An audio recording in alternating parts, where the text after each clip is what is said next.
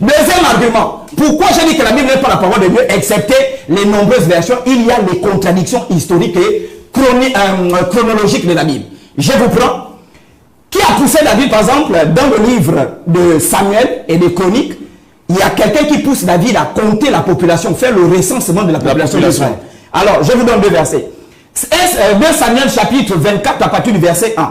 Il est écrit, la colère de l'Éternel s'enflamma encore contre Israël et excita David à faire le dénombrement. Qui excite David à faire le dénombrement ici, monsieur le journaliste? C'est l'Éternel. J'espère qu'on se fait comprendre. On se fait comprendre. 1 Chronique chapitre 21 à partir du verset 1.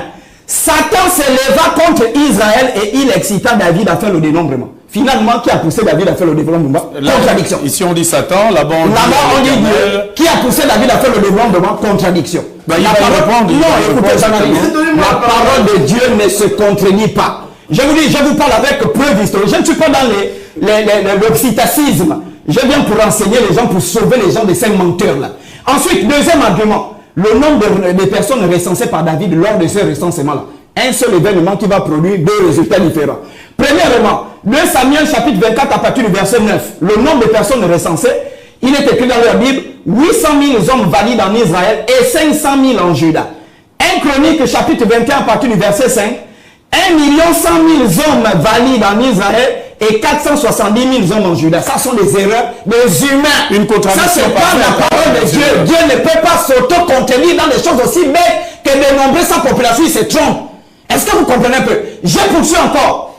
Je poursuis. Suivez, mais il est en train de rire. Alors, combien de femmes sont venues au tombeau de Jésus lorsque Jésus s'est ressuscité? Je vais vous prendre la version de Matthieu, la version de Jean, la version de Luc et la version de Marc. Vous allez trouver les contradictions. J'ai dit la parole de Dieu ne peut pas se contredire, sauf si c'est un homme qui s'est assis pour écrire cette parole-là. 1. Matthieu 28 à partir du verset 1. Marie de Magdala et l'autre Marie se sont retrouvés à la tombe. Deux femmes. On est d'accord? Oui. On prend ensuite Marc 16 à partir du verset 1. Marie-Madeleine, Marie, mère de Jacques et Salomé, trois femmes. Donc on a ici déjà Matthieu qui a une version, qu'il y a deux femmes qui sont parties à la résurrection de Jésus. Marc vient, il dit non, il y avait trois femmes. Ensuite on a Luc qui vient, Marie de Madeleine, Jeanne, Marie, mère de Jacques et d'autres femmes. Donc quatre femmes plus. Et ensuite Jean termine, dans Jean chapitre 20, à partir du verset 1, il est écrit, Marie de Madeleine seule s'est rendue au tombeau de Jésus. Contradiction. Quatre évangiles qui racontent un même événement et tous s'auto-contredisent.